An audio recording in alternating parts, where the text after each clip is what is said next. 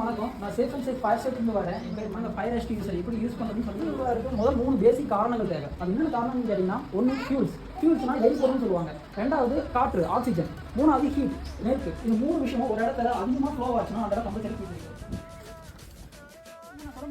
தீ ஃபயர் எரியுது. ஆனால் தீ வந்து இங்கே மேலே எரியுது. அது தீ பிடிச்சது எங்கே உள்ள இருக்கிற துணியில். அப்போ வந்து நம்ம அந்த கிளாஸ் தான் பேஸு. அந்த பேஸை பார்த்து நம்ம அடிச்சா மட்டும்தான் நம்மளால தீ அணைக்க முடியும். மேலே இருக்கிற அனலை பார்த்து அடிச்சுன்னா பவுடர் வச்சாலும் தீ அணைக்க முடியும். சரிங்களா? அது மட்டும் ரெண்டு இடம் செக் பண்ணுங்க. பண்ணதுக்கப்புறம் இந்த டேக்கை தூக்கிட்டீங்கன்னா ஈஸியாக வந்துடும்.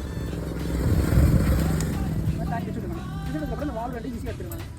ஓகேங்களா? எடுத்ததுக்கப்புறம் இந்த ப்ரெஷிங் டேபிள் வந்துடும். வந்ததுக்கப்புறம் ஓசோட அடிப்பாதை பிடிச்சி நம்ம தீ போக முடியுமா? நம்ம வேலை கேட்காம தீ எவ்வளோ தூரம் முடியும் அவ்வளோ தூரம் போய் ப்ரெஷ் பண்ணிங்கன்னா ஓகே.